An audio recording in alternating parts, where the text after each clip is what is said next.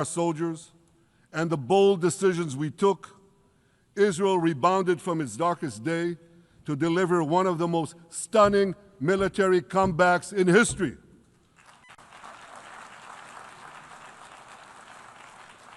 But we're not done yet. The final remnants of Hamas are holed up in Gaza City. They vow to repeat the atrocities of October 7th again and again and again, no matter how diminished their forces.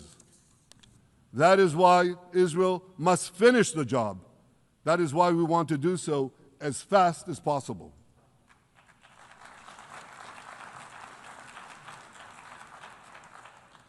Ladies and gentlemen, much of the world no longer remembers October 7th, but we remember.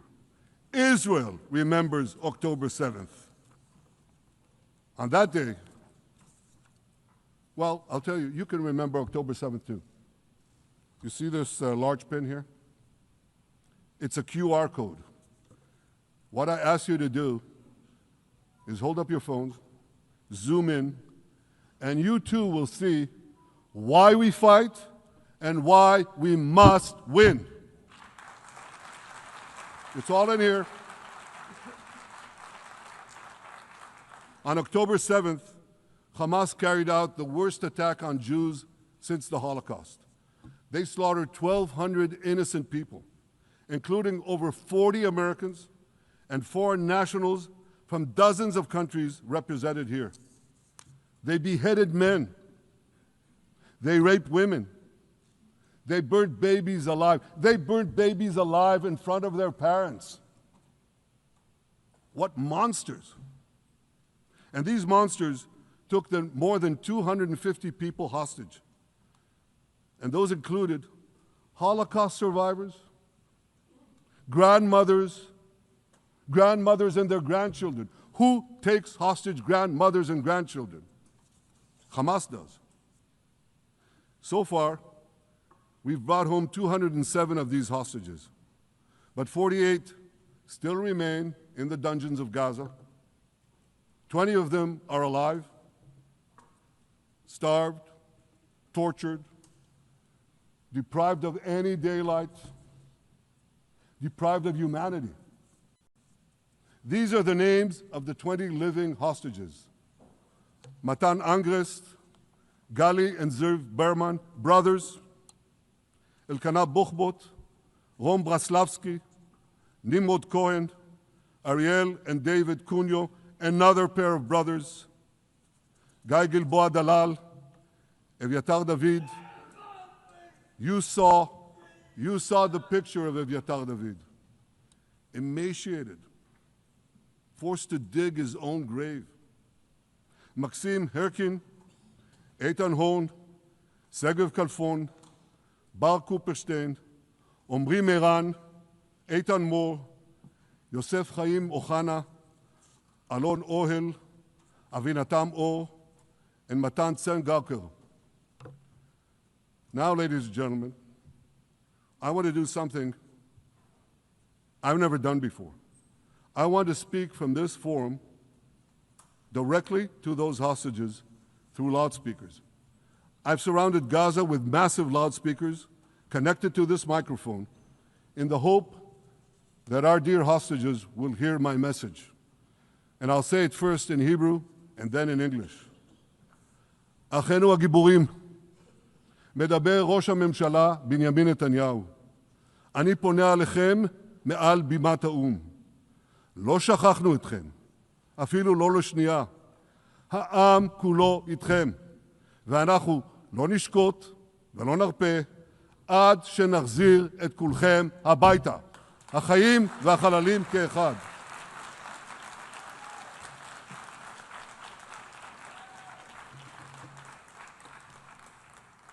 Our brave heroes. This is Prime Minister Netanyahu speaking to you live from the United Nations. We have not forgotten you, not even for a second. The people of Israel are with you. We will not falter and we will not rest until we bring all of you home.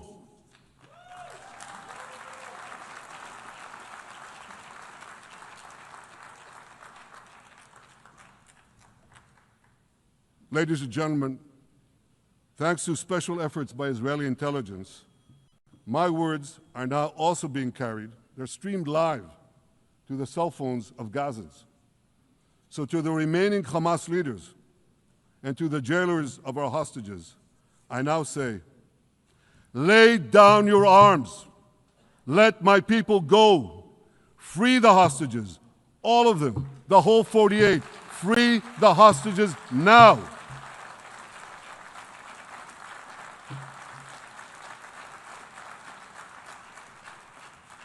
If you do, you will live. If you don't, Israel will hunt you down. Ladies and gentlemen, if Hamas agrees to our demands, the war could end right now. Gaza would be demilitarized, Israel would retain overriding security control, and a peaceful civilian authority would be established by Gazans and others committed to peace with Israel. And of course, you understand that the war in Gaza has affected every Israeli. But I'm sure there are people in New York or in London or in Melbourne and elsewhere who are probably thinking, what does all of this have to do with me? And the answer is everything. Because our enemies are your enemies. So let's do something else. So first at the UN, let's do a pop quiz. And raise your hand if you know the answer. Here's the first question. Who shouts death to America? Is it A, Iran, B, Hamas, C, Hezbollah, D, the Houthis, or E, all of the above? All of the above. Correct, all of the above. Second question. Who has murdered Americans and Europeans in cold blood? Is it A, Al-Qaeda, B, Hamas, C, Hezbollah, D, Iran, or E, all of the above? All of the above. Correct. Again. So here's the point I wanted to make. Our enemies hate all of us with equal venom. They want to drag the modern world back to the past, to a dark age of violence, fanaticism, and terror. I think many of you are already feeling in your own societies the radical Islamist surge. You know, I'm sure you do, you know deep down that Israel is fighting your fight. So I want to tell you a secret. Behind closed doors, many of the leaders who publicly condemn us privately thank us. They tell me how much they value Israel's superb intelligence services that have prevented time and again terrorist attacks in their capitals, time and again saving countless lives. General George Keegan, former head of U.S. Air Force intelligence, once said, if the United States had to gather on its own the intelligence that Israel gives us, we would have to establish 5 CIAs. 5 CIAs. This past June, when Israel struck Iran's nuclear facilities, German Chancellor Merz admitted the truth. He said, Israel is doing the dirty work for all of us. President Trump understands better than any other leader that Israel and America face a common threat. He showed the world that when Iran and its proxies murder Americans, take Americans hostage, shout death to America, burn American flags, and try to assassinate the President of the United States, not once, but twice. He showed them there is a price to pay for all that.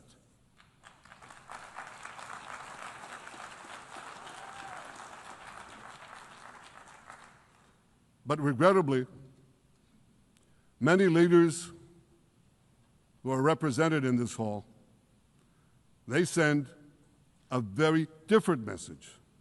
Sure, in the days immediately following October 7th, many of them supported Israel. But that support quickly evaporated when Israel did what any self-respecting nation would do in the wake of such a savage attack.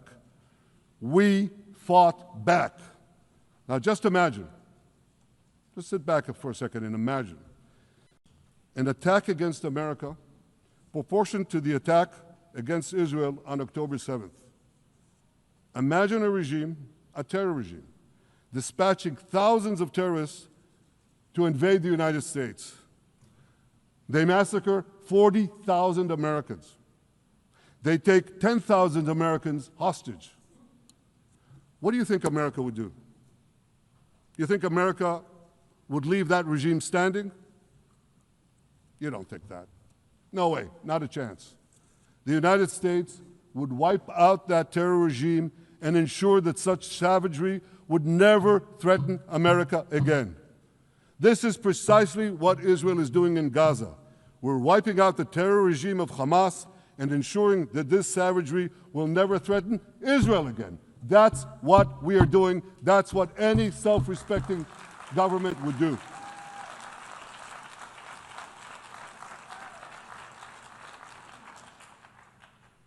Yet, and it's a yet that I'm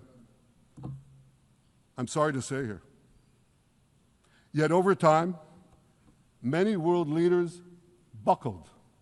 They buckled under the pressure of a biased media, radical Islamist constituencies, and anti-Semitic mobs. There's a familiar saying, when the going gets tough, the tough get going. Well, for many countries here, when the going got tough, you caved. And here's the shameful result of that collapse. For much of the past 2 years, Israel has had to fight a seven-front war against barbarism with many of your nations opposing us. Astoundingly, as we fight the terrorists who murdered many of your citizens, you are fighting us. You condemn us, you embargo us, and you wage political and legal warfare, it's called lawfare, against us. I say to the representatives of those nations, this is not an indictment of Israel. It's an indictment of you. It's an indictment of weak-kneed leaders who appease evil rather than support a nation whose brave soldiers guard you from the barbarians at the gate. They're already penetrating your gates. When will you learn? You can't appease your way out of jihad, and you won't escape the Islamist storm by sacrificing Israel. To overcome that storm, you have to stand with Israel. But that's not what you're doing. As the prophets of Israel foretold in the Bible, you've turned good into evil and evil into good. Now I want to drill down on this. Take the false charge of genocide. Israel is accused of deliberately targeting civilians. Ladies and gentlemen, the opposite is true. The head of urban warfare studies, Colonel John Spencer, he's perhaps the world's greatest expert on urban warfare. And he says, Israel is applying more measures to minimize civilian casualties than any military in history. And because we're doing that, the ratio of non-combatant to combatant casualties is less than 2-to-1 in Gaza. That's an astoundingly low ratio, lower than NATO's wars in Afghanistan and Iraq, especially when you consider that Gaza is one of the most densely populated urban areas on Earth. It has hundreds of miles of terror tunnels underground, and it has countless terror towers above ground, and thousands of terrorists embedded in the tunnels and in these towers in civilian areas. If you want to see what measures Israel takes to avoid civilian casualties in this war, just look at what we're doing now in Gaza City, the last Hamas stronghold, one of the two last strongholds. For 3 weeks, Israel dropped millions of leaflets, sent millions of text messages, and made countless phone calls urging civilians to leave Gaza City before our military moves in. At the same time, Hamas implants itself in mosques schools, hospitals, apartment buildings, and tries to force those civilians not to leave, to stay in harm's way. And it often threatens them at gunpoint if they try to do so. For Israel, every civilian casualty is a tragedy. For Hamas, it's a strategy. Hamas uses civilians as human shields and as props in its sick propaganda war in Israel, against Israel, a propaganda war that the Western media buys hook, line, and sinker. Now, despite Hamas's threats, close to 700,000 Gazans, almost 750,000, have already heeded our calls and moved to safe zones. Now I want to ask you a simple question, a simple, logical question. Would a country committing genocide plead with the civilian population it is supposedly targeting to get out of harm's way? Would we tell them, get out, if we want to commit genocide? We're trying to get them out. And Hamas is trying to keep them in. And this charge is so baseless. The comparison to genocide, wholesale slaughter of populations. What, did the Nazis ask the Jews to leave, kindly leave, go out? Did others, you want me to name all the genocidal leaders of history? Just go one by one. Did anyone do this? Did they say, get out so we can come in? Of course not. So the truth has been turned on its head. Hamas, a genocidal terrorist organization whose charter calls for the murder of all Jews on the planet. This genocidal organization is given a pass. It's barely mentioned. While Israel, which does everything it can to get civilians out of harm's way, Israel is put in the dock.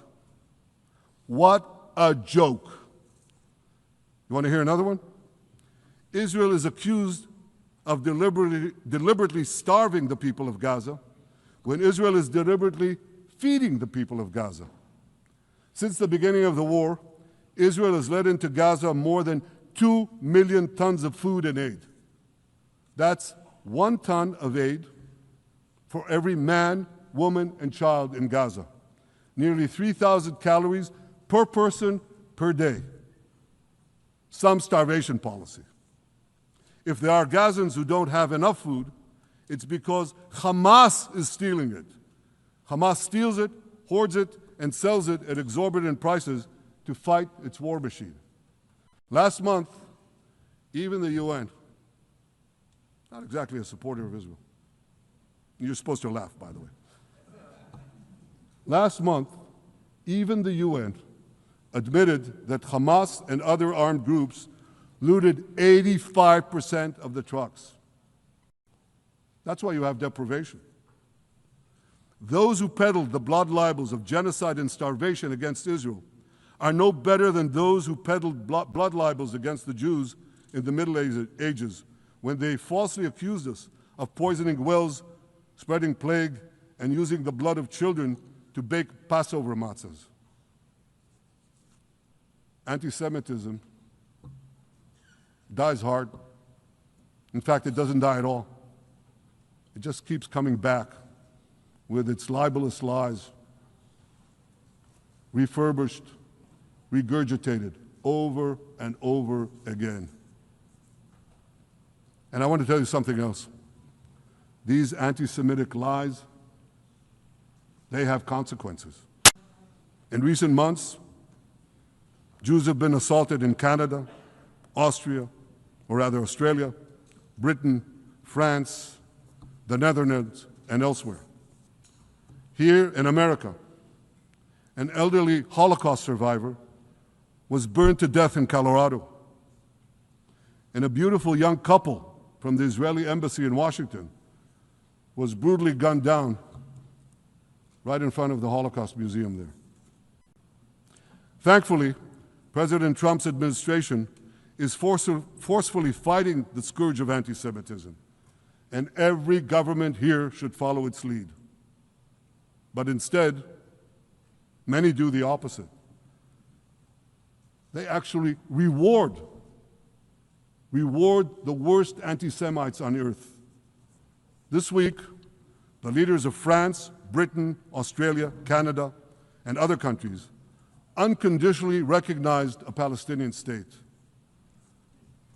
They did so after the horrors committed by Hamas on October 7th.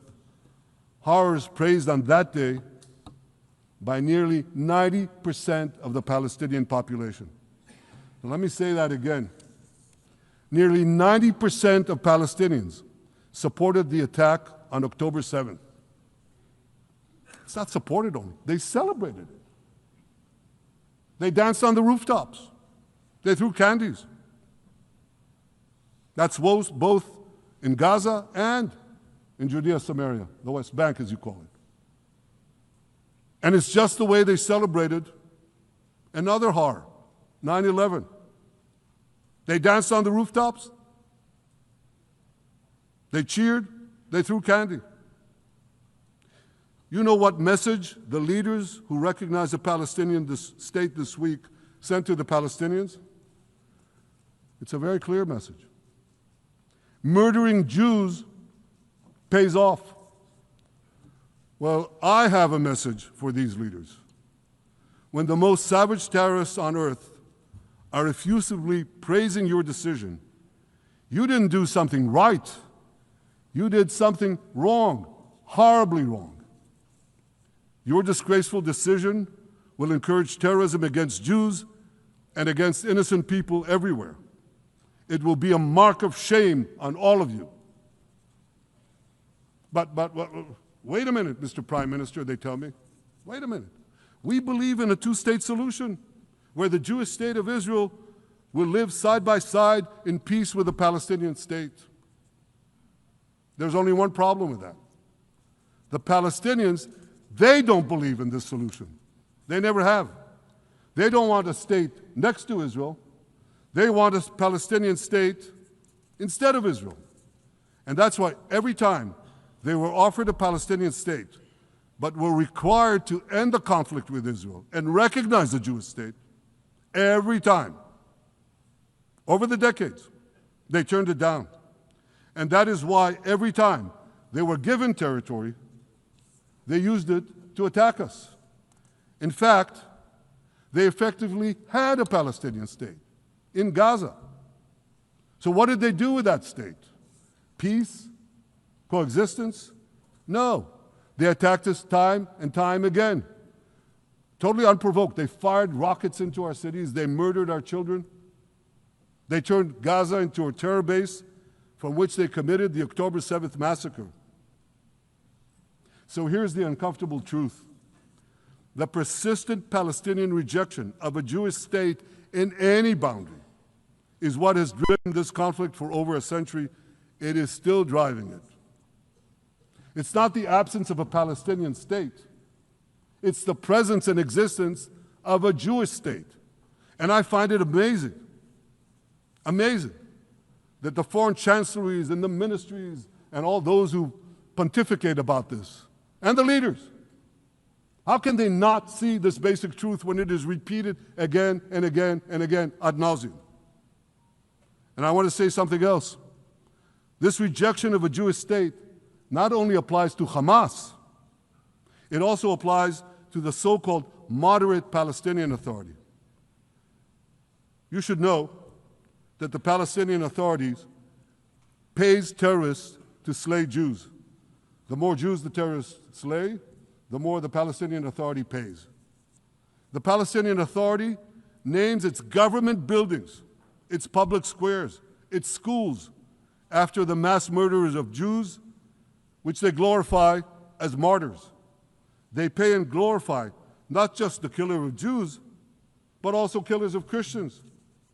Christians like Taylor Force, an American veteran who was brutally murdered in Israel by Palestinian terrorists. But, that I hear from the Western leaders. They tell me, the PA promised us it will reform. And I know this time, Prime Minister, it will be different. Yeah, right. We've heard these promises for decades. They always promise. They never deliver. Because you see, the Palestinian Authority is corrupt to the core. They haven't held elections in 20 years.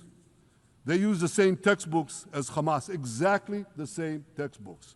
They teach their children to hate Jews and destroy the Jewish state. And Christians don't fare much better. When Bethlehem, the birthplace of Jesus, was under Israeli control, 80% of its residents were Christians. But since the PA took control, that number has dwindled to under 20%. These are the people you want to give a state to?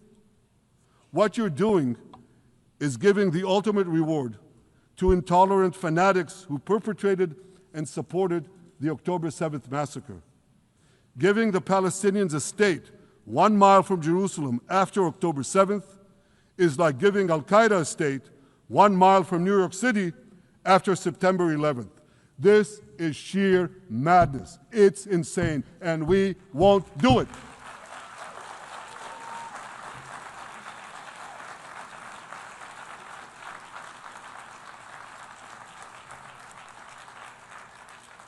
So here's another message to those Western leaders. Israel will not allow you to shove a terror state down our throats. We will not commit national suicide because you don't have the guts to face down a hostile media and anti-Semitic mobs demanding Israel's blood. And I want you to grasp something else, which is also distorted in the media. I say this not only in my name or the name of my government, but on behalf of all the people of Israel. Last year, there was a vote in the Knesset, our parliament, whether or not to oppose the imposition of a Palestinian state. You want to guess what the results were? Out of 120 members of our parliament, 99 voted against and only 9 supported. That's over 90%. It's not a fringe group. It's not the prime minister who himself is extreme or he's held hostage by extreme parties to his right. It's over 90% of Israelis. My opposition to a Palestinian state is not simply my policies or my government's policy. It's the policy of the state and people of the state of Israel.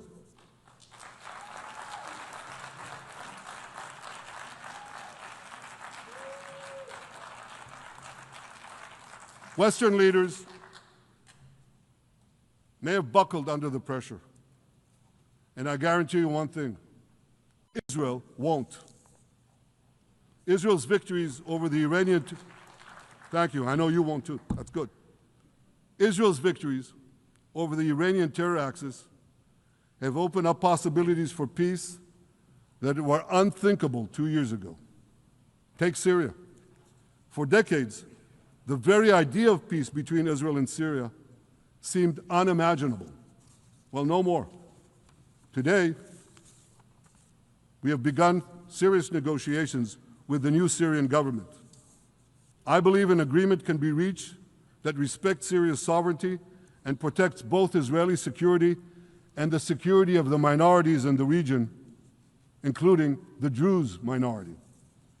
From the founding of Israel, Jews and Druze have been brothers in arms.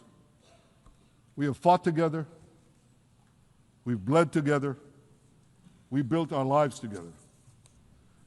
When I was a young commander in Israel's Special Forces, my own life was saved by the invaluable advice given to me by a great friend, Salim Shufi, a heroic Druze IDF veteran.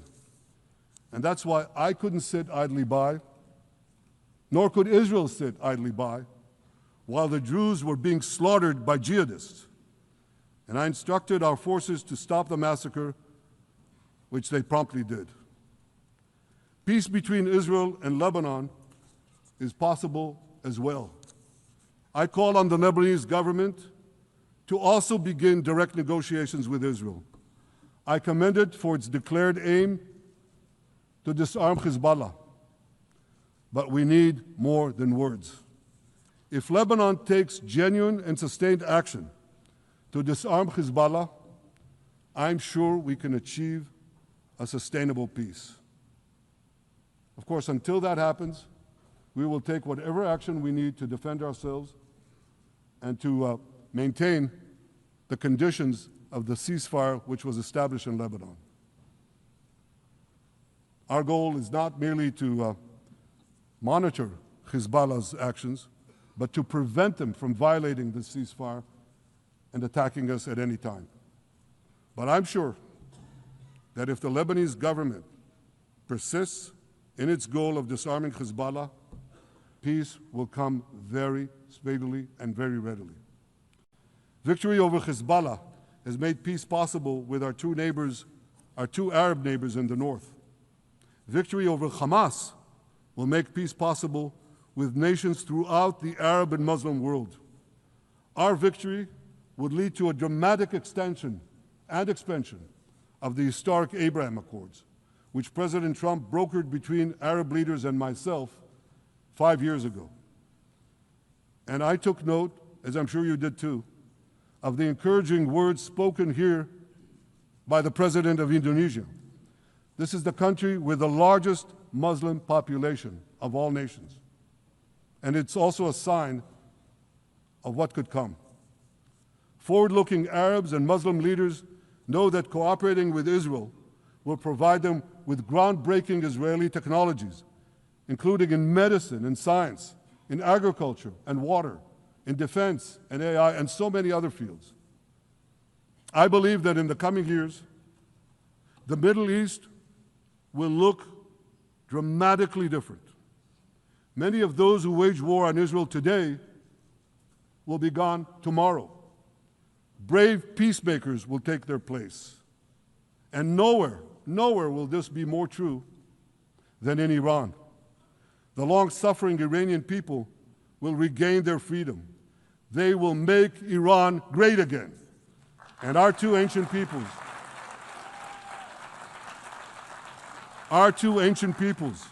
the people of Israel and the people of Iran, will restore a friendship that will benefit the entire world. Ladies and gentlemen, the horrors that happened on one dark day, October 7th, those horrors happened countless times during the centuries of my people's exiles among the nations. Jewish blood was cheap. Jews were killed with impunity. We had to beg others to defend us. The rise of Israel did not mean that the attempts to destroy us would end. It meant that we could fight back against those attempts. And that is exactly what Israel has done since October 7th. Our sons and daughters fought like lions. Our brave soldiers donned their uniforms and rushed into battle. They were armed with the dreams of the 100 generations of Jews who came before them. The dream of living as a free people in the land of Israel, our beloved homeland for more than 3,000 years. The dreams of living in our own independent state. The dream of having an army to defend ourselves. And the dream of being a light unto the nations, a beacon of progress, ingenuity, innovation, for the benefit of all humanity. On October 7th, the enemies of Israel tried to extinguish that light. 2 years later, the resolve of Israel and the strength of Israel burned brighter than ever. With God's help, that strength and that resolve would lead us to a speedy victory and to a brilliant future of prosperity and peace. Thank you very much.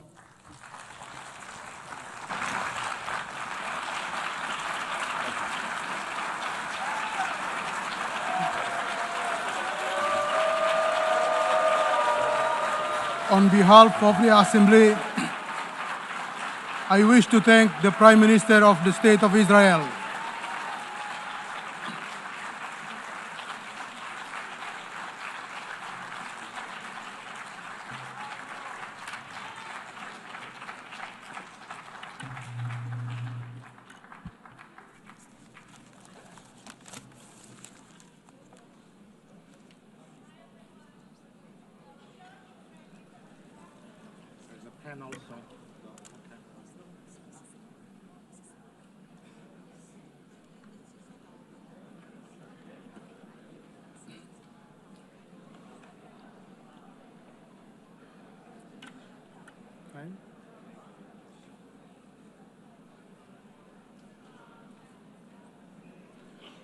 The Assembly will now hear an address by His Excellency Muhammad Shehbaz Sharif, Prime Minister of the Islamic Republic of Pakistan. I request protocol to escort His Excellency and invite him to address the Assembly.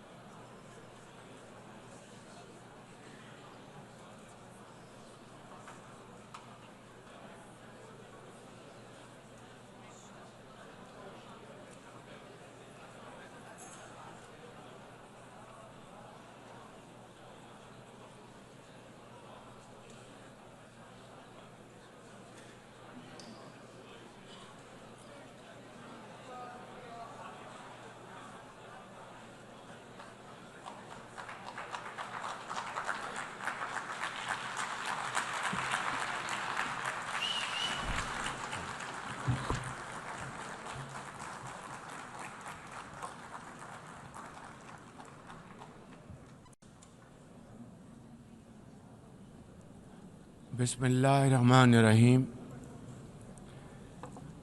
ليس البر أن تولوا وجوهكم قبل المشرق والمغرب ولكن البر من آمن بالله واليوم الآخر والملائكة والكتاب والنبيين وآتى المال على حبه ذوي القربى واليتامى والمساكين وابن السبيل والسائلين في الرقاب وأقام الصلاة وآتى الزكاة والمؤفون بعهدهم إذا عاهدوا والصابرين في البأساء والضراء وحين البأس أولئك الذين صدقوا وأولئك Those who believe in God are those who are on the side of good and not evil. Excellencies,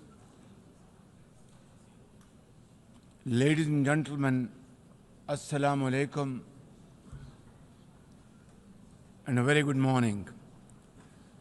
I wish to congratulate Her Excellency Annalena Baerbock on assuming the presidency of the 80th session of the United Nations General Assembly. I also commend Secretary General Antonio Guterres for his bold leadership of the United Nations in testing times. Ladies and gentlemen, our world is more complex today than ever before. Conflicts are intensifying, international law is being brazenly violated, humanitarian crises are multiplying, terrorism remains a potent threat, disinformation and fake news undermine trust, climate change threatens our very survival, and more so countries like Pakistan. Today, multilateralism is no more an option. It is need of the hour. Excellencies, Pakistan's foreign policy, guided by the vision of Quaid-e-Azam Muhammad Ali Jinnah, is based on peace, mutual respect, and cooperation. We believe in the peaceful settlement of disputes through dialogue and diplomacy. Last year, from this very podium, I had warned that Pakistan would act most decisively against any external aggression. Those words of mine proved true. I hope it didn't. But then that is destiny. When in May this year, my country confronted unprovoked aggression from our eastern front, the enemy came shrouded in arrogance. We sent them back in humiliation, delivering our bloody nose. Excellencies,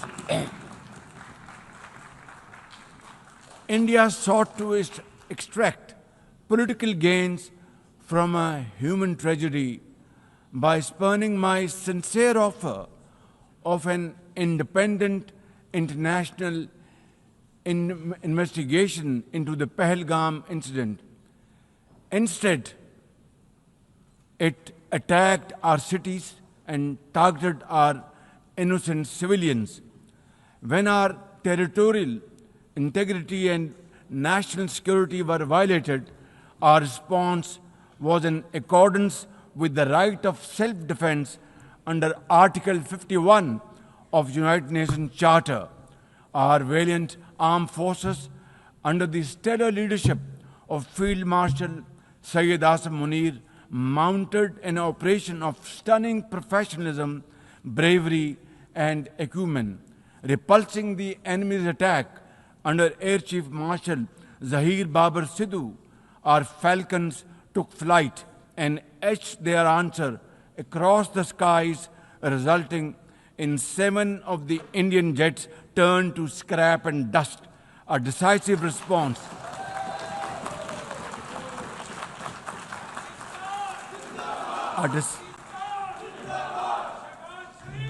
A decisive response to the aggressor that will echo through the annals of history.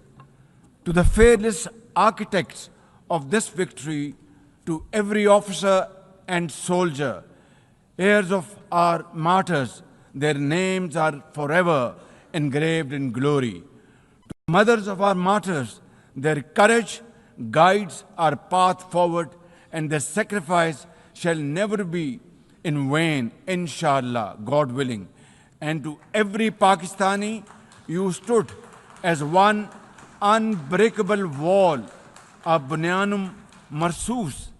Excellencies, though in a position of strength, Pakistan agreed to a ceasefire facilitated by President Donald Trump's bold and visionary leadership.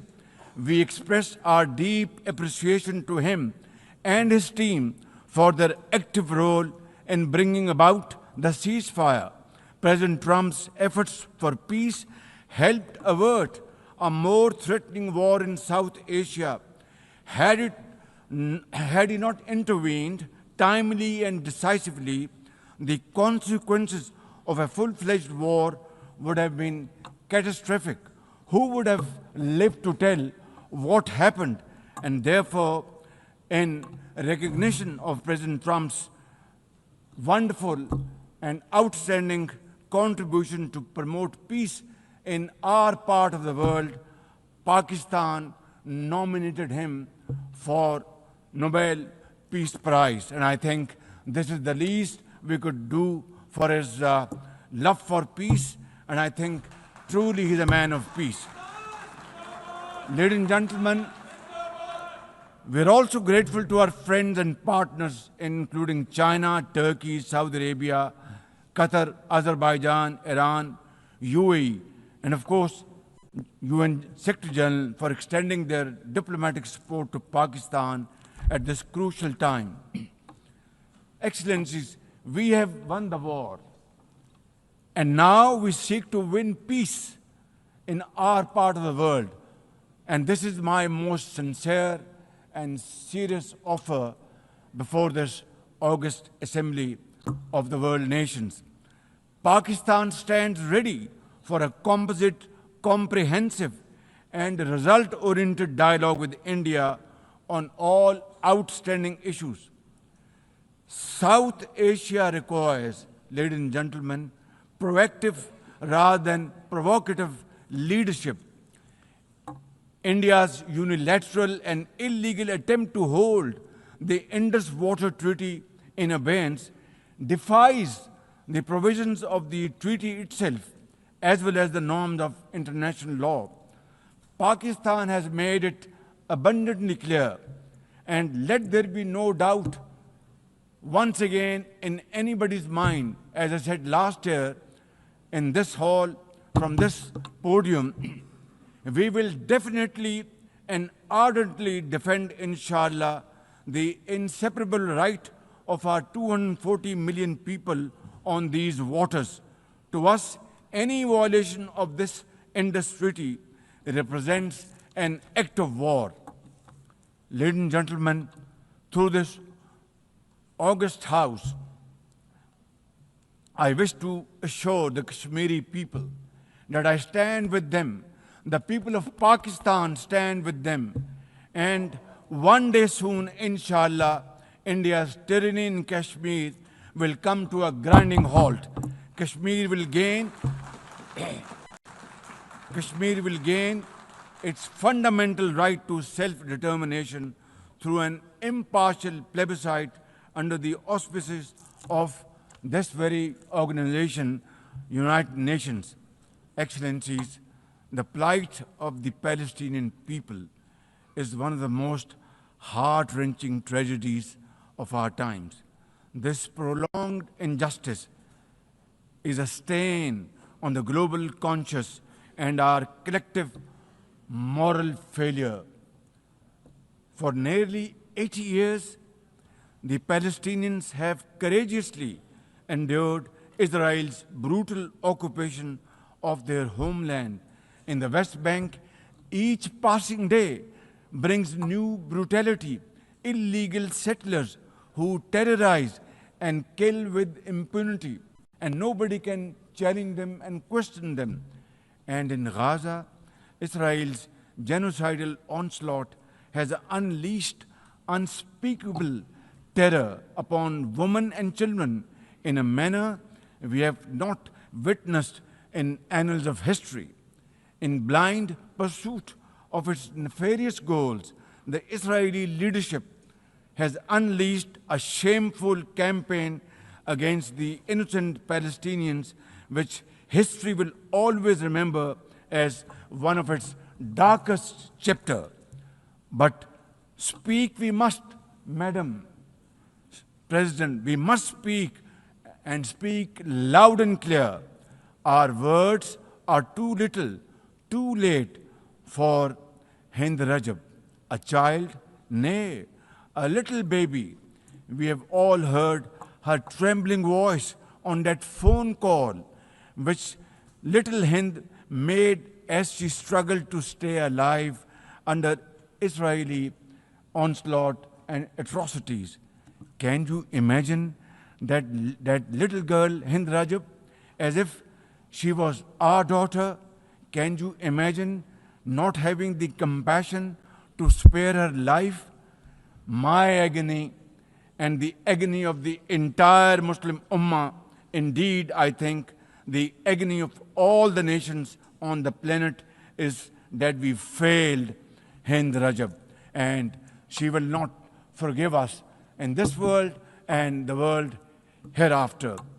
As they say, ladies and gentlemen, the smallest coffins are the heaviest to carry. I, for one, would know for I too carried the tiny coffin of a 7-year-old Irtiza Abbas during the recent confrontation with India. He was only 6 years old. Therefore, we cannot and we must not fail these children of Gaza or any child anywhere in the world. We must find a path to a ceasefire now and just now. Pakistan firmly supports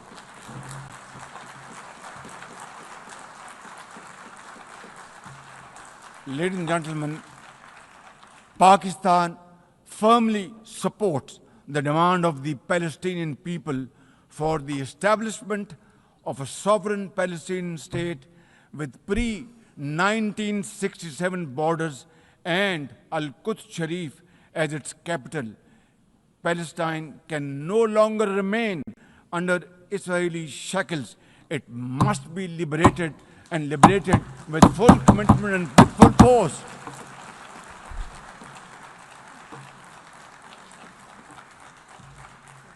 Excellencies, as far as Pakistan is concerned, we were among the first to recognize Palestinian statehood in 1988. And now we welcome the recognition of the state of Palestine by a number of countries recently around the globe, and urge others to also follow suit, because time and tide wait for none. We are further grateful for President Trump's timely initiative to invite Arab Islamic states 3 days ago here in this building for a consultative session at the United Nations. And I was also part of that consultative process. And I think, and I hope and pray to God that it has rekindled hope for a ceasefire in the nearest future, for which the credit must again be attributed to President Trump for this peace initiative. Excellencies, Israel's recent attack on Doha and its continued violations of the sovereignty and territorial integrity of numerous countries is reflective of its rogue behavior. Pakistan stands unwaveringly with our brothers and sisters in Qatar. We also support all efforts for a peaceful resolution of the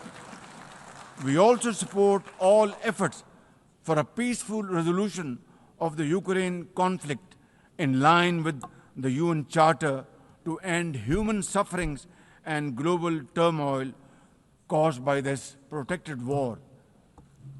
Madam President, Pakistan condemns terrorism in all its forms and manifestations. For over 2 decades, Pakistan has been at the front line of global counter-terrorism efforts, having suffered over 90,000 people.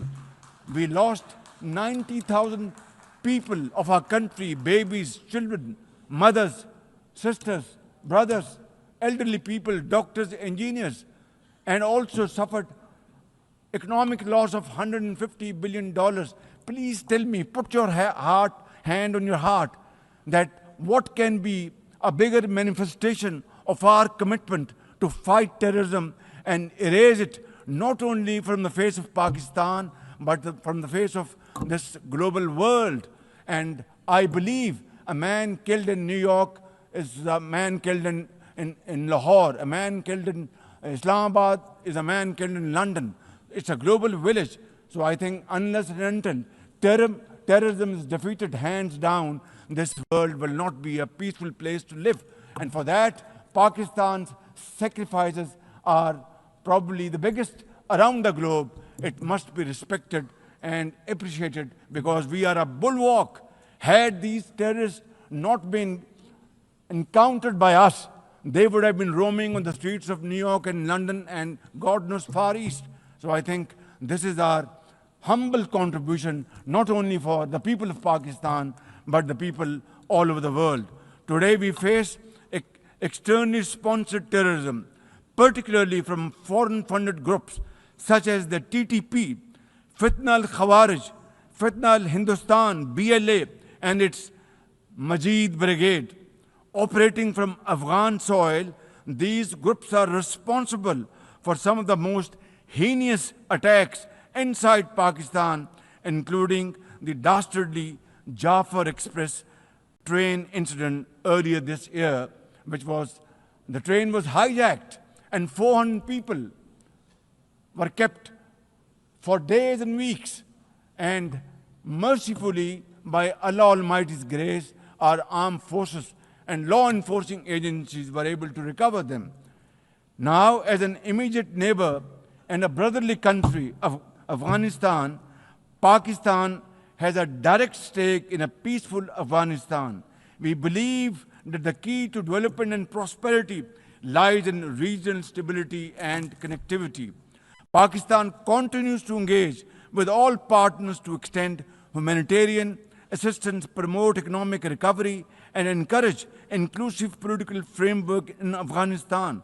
The interim Afghan government must, however, uphold human rights, including women's rights. Above all, we expect that Afghan interim government to take effective action against terrorist groups and to ensure that Afghan soil is not used for terrorism against any country. Ladies and gentlemen, there must be no space for hate speech, discrimination, or violence against any person or against any religion. Hate-driven ideologies such as India's Hindutva-driven extremism pose a danger to the entire world. While there is growing recognition of the dangers posed by Islamophobia, the imperative of effectively combating this menace can hardly be overemphasized. Pakistan welcomes the appointment of a UN Special Envoy to combat this scourge. Ladies and gentlemen, while we are confronted with the climate crisis, it demands the most urgent collective action. In 2022, Pakistan faced massive floods of humongous proportions that caused huge losses amounting to $34 billion and many valuable lives lost. This year again, we are dealing with another mega flood with thousands of villages washed away from the face of the earth, millions of people displaced, more than 1,000 killed, and billions of dollars of crop, livestock, and property washed away, lost to flood waters. Our nation stands united in these testing times, and we are dealing with this natural calamity with remarkable resilience by the grace of God. I have declared a climate emergency to cope with this challenge. The catastrophic floods of 2022 and 2025 this year are glaring examples of loss and damage caused due to climate change. Pakistan, to the contrary, my honorable guests in this hall and through the cameras around the globe, Pakistan contributes less than 1% of global emissions annually, yet it continues to face the relentless brunt and muddy waves of climate change. And then we are told to borrow loans and add on to our debt, huge debt pillars we have over the period of time. This is not fairness. This is not equality. This is not justice. This is not fair play. How can you expect a country which is a developing country facing humongous flood challenges every year due to climate change and no fault of ours, and yet we are told to borrow more loans? I think borrowing loan would be destroying your economy. We will be better off than not borrowing loan and standing on our own feet, working hard, tirelessly, blood and sweat, and we will, inshallah, make Pakistan a great country, inshallah. Ladies and gentlemen, while we deal with climate change, I bear good tidings on the domestic economic front. Socio-economic development and the welfare of our people are among my government's foremost priorities. we have successfully implemented deep-rooted structural macroeconomic reforms, modernized and broadened our taxation system, intensified efforts to mobilize productive investment, and embraced digitization, AI, and crypto as the tools of the future. Strategic partnerships, including our all-weather cooperation with China through the China-Pakistan Economic Corridor under President Xi Jinping's landmark Belt and Road Initiative, are contributors to our progress as I speak. I admire the vision and foresight of President Xi Jinping, whose recently launched Global Governance Initiative, along with other global initiatives, offers a comprehensive framework for a more just, fair, and inclusive development. Excellencies, as a non-permanent member of the UN Security Council, Pakistan is playing its constructive role in conflict prevention. The unanimous adoption of Resolution 2788 under our presidency of the Council has renewed our collective commitment to multilateralism, respect for the UN Charter, and effective implementation of UN Security Council resolutions.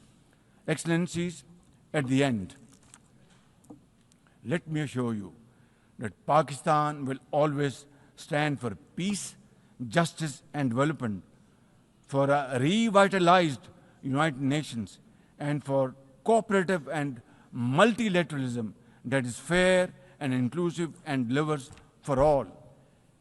Therefore, let this 80th anniversary not simply commemorate history, let us make history and chart a future for the next 80 years with these United Nations as enduring hope for global good. Let us truly strive to become better together. Thank you very much. United Nations, long live. God bless you.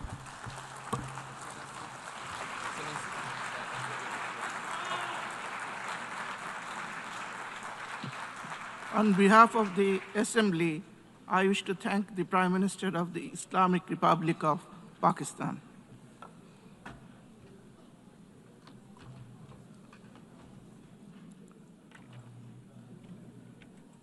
The Assembly will now hear an address by His Excellency Li Qiang, Premier of the State Council of the People's Republic of China. I request protocol to escort His Excellency and invite him to address the Assembly.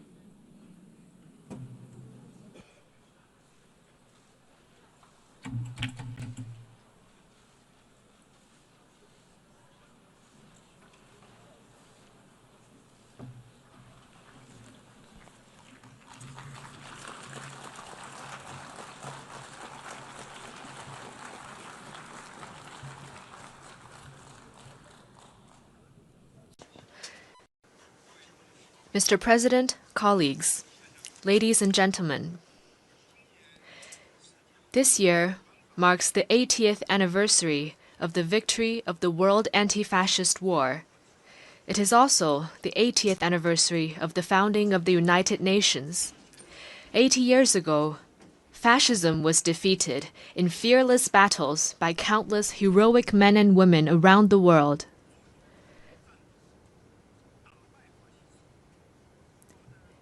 And the United Nations was created upon their ideal of a world free of war, marking the beginning of an extraordinary journey of building the post-war international order and pursuing peace and development. The past 80 years have been tortuous but purposeful. Today, the UN is the world's most universal, representative, and authoritative intergovernmental organization.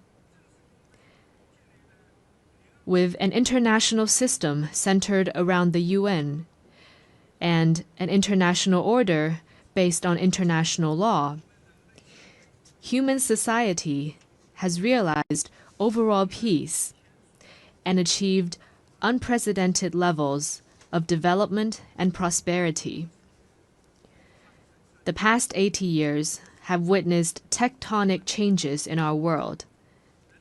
Straddling 2 centuries, this period saw human society leapfrog from the age of electricity and computers into a digital intelligence era. While the world we live in has changed enormously, the ideal of making it a better place remains unchanged. Looking back, we can draw a number of valuable inspirations. First, peace and development are the strongest aspiration shared by the people of all countries. Having gone through 2 world wars, we must never forget the bitter lessons learned through bloodshed and loss of lives. For 80 years, a generally peaceful international environment has led to remarkable growth in the global economy. Today, as the desire for peace and development grows even stronger around the world, it is incumbent upon our generation to further strengthen the force for peace and development. Second, solidarity and cooperation are the most powerful drivers for human progress. In the ferocious years of the World Anti-Fascist War, countries with different social systems, histories, and cultures rose above their differences, fought side by side, and prevailed together. In the 80 years that followed, they weathered a succession of vicissitudes, such as the Cold War standoff, financial crises, and global pandemics, by staying connected and working together. All this proves a simple yet powerful point. Solidarity lifts everyone up, while division drags all down. The road ahead might be hard and bumpy, but when all countries unite as one and collaborate in good faith, our strengths will converge into a mighty force with which we can withstand any headwind and cross any hurdle. Third, fairness and justice are the most important values pursued by the international community. History keeps reminding us that when might dictates right, the world risks division and regression. Should the era of the law of the jungle return, and the weak be left as a prey to the strong, human society would face even more bloodshed and brutality. As members of the global family, we must uphold justice while pursuing our own interests. This is particularly true for the major countries. Only when all countries, big or small, are treated as equals and true multilateralism is practiced, can the rights and interests of all parties be better protected. At present, the world has entered a new period of turbulence and transformation. Unilateralism and Cold War mentality are resurfacing. The international rules and order built over the past 80 years are under serious challenge. And the once effective international system is constantly disrupted. The various problems induced are distressing and worrying. Humanity has once again come to a crossroads. Anyone who cares about the state of affairs in the world would want to ask, why couldn't we humans, having emerged from tribulations adopt a greater sense of conscience and rationality, and treat each other with kindness and coexist in peace? How could we, in the face of deplorable incidents such as humanitarian disasters, turn a blind eye to atrocities that trample blatantly on fairness and justice and sit on our own hands? How could we, when confronted with unscrupulous acts of hegemonism and bullying, remain silent and submissive for fear of might? And how could we let the ardent passion and dedication of our forefathers in founding the UN simply fade into the pages of history?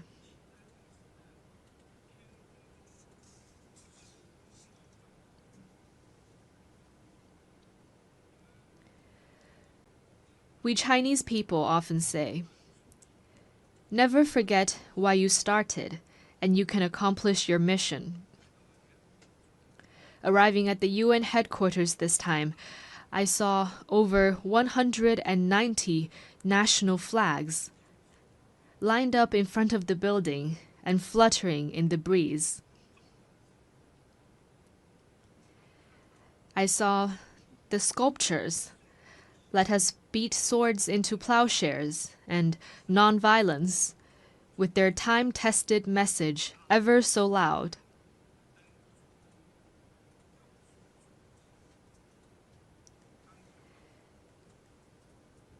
And I saw staff members from different regions, of different races, and with different skin colors, working in collaboration for the common goals of humanity. What I saw got me thinking. Those people, objects, and scenes that embody peace, progress, and development are exactly why we choose to commemorate victory. They are also what inspires us to forge ahead, hand in hand. While we may not be able to go back in time and relive the victory, we can definitely create a better future together.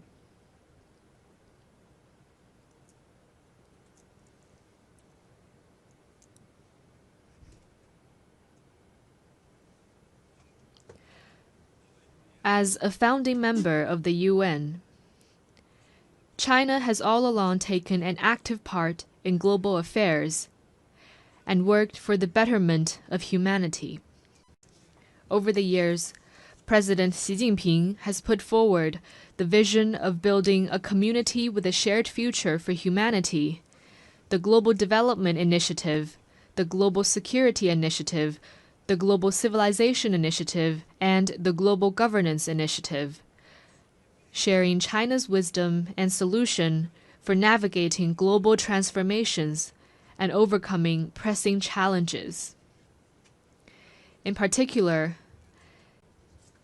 the Global Governance Initiative, proposed at the Shanghai Cooperation Organization Tianjin Summit at the beginning of this month, underscores the principles of adhering to sovereign equality, abiding by international rule of law, practicing multilateralism, advocating the people-centered approach, and focusing on taking real actions. It points the right direction and provides an important pathway for building a more just and equitable global governance system.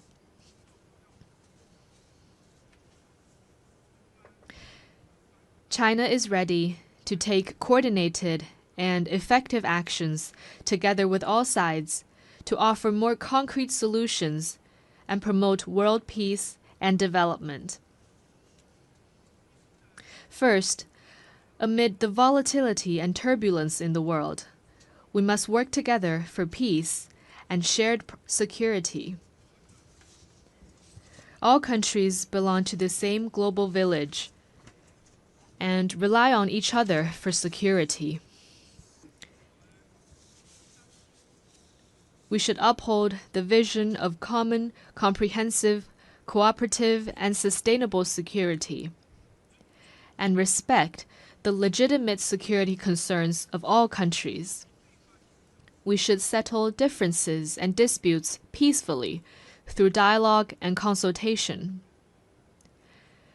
Persisting in camp-based confrontation or willful resort to force only drives peace further away.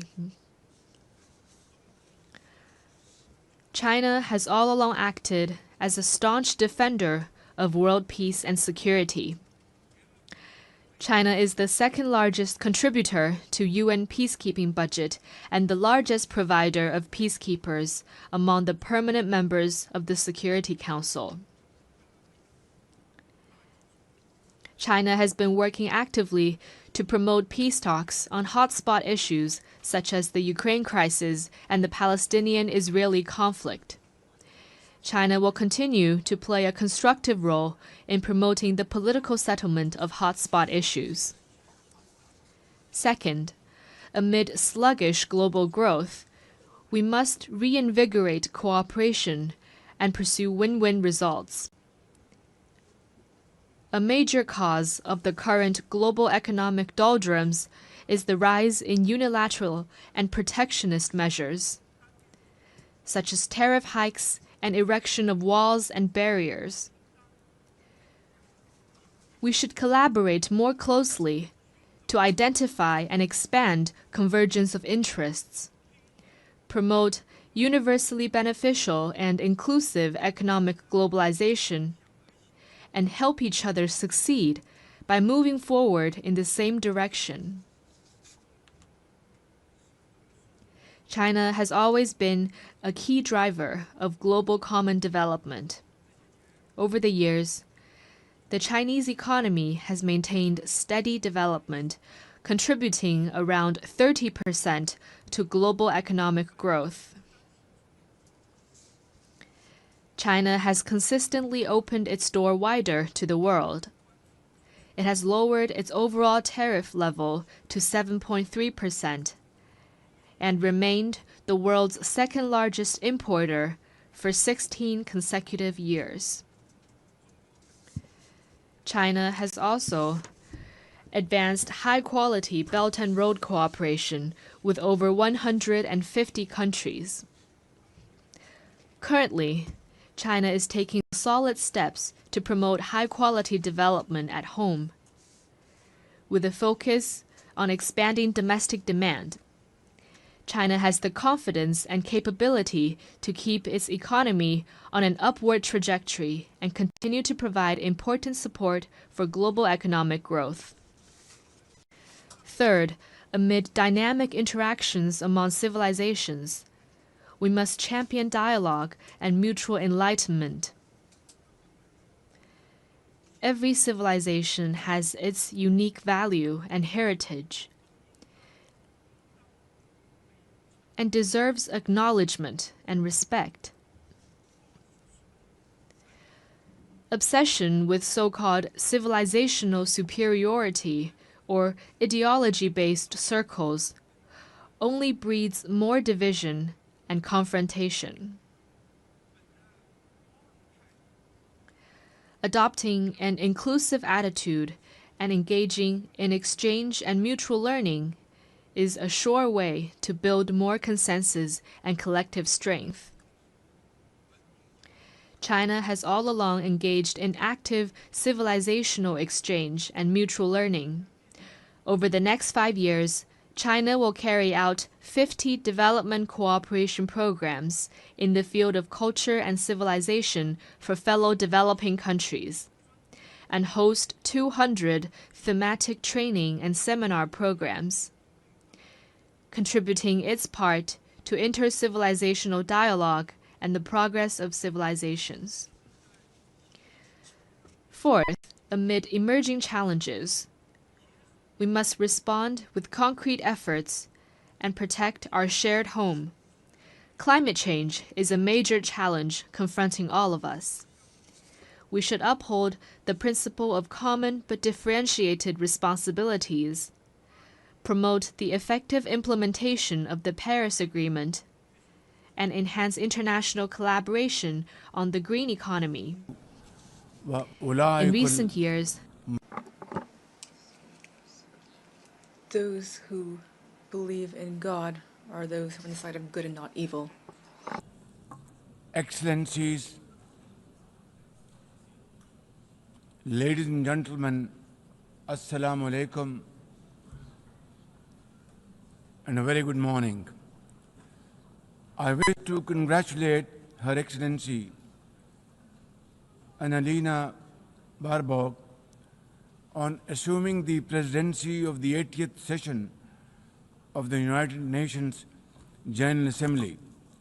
I also commend Secretary General Antonio Guterres for his bold leadership of the United Nations in testing times. Ladies and gentlemen, our world is more complex today than ever before.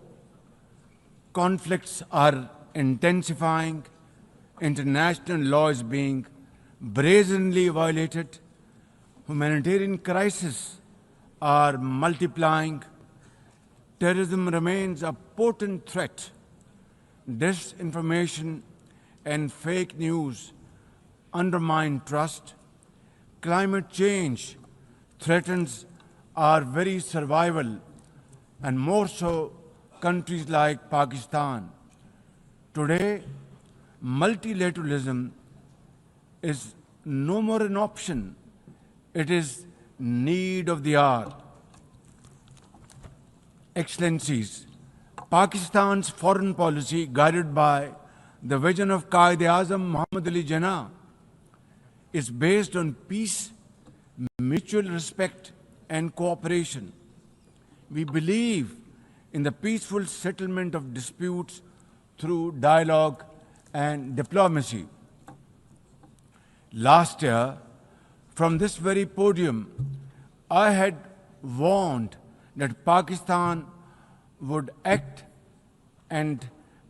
most decisively against any external aggression.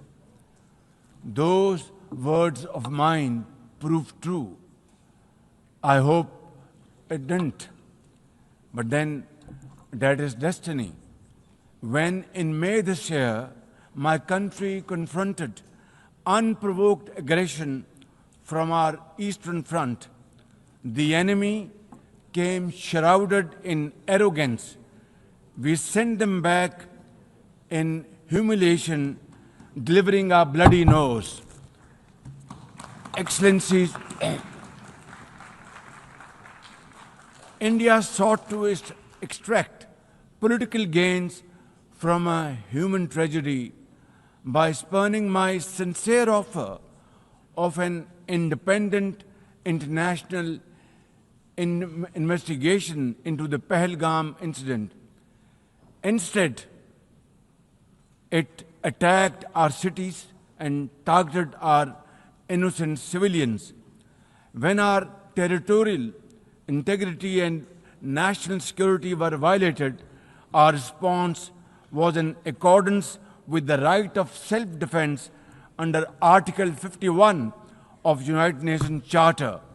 Our valiant armed forces, under the stellar leadership of Field Marshal Syed Asim Munir, mounted an operation of stunning professionalism, bravery, and acumen.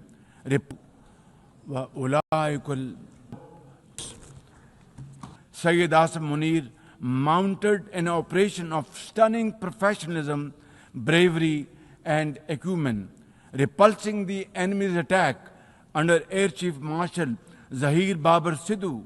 Our falcons took flight and etched their answer across the skies, resulting in 7 of the Indian jets turned to scrap and dust.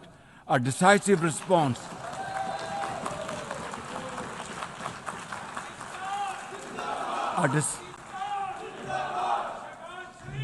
A decisive response to the aggressor that will echo through the annals of history.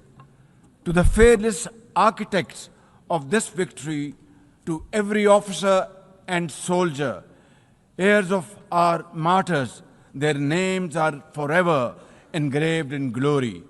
To the mothers of our martyrs, their courage guides our path forward, and their sacrifice shall never be in vain.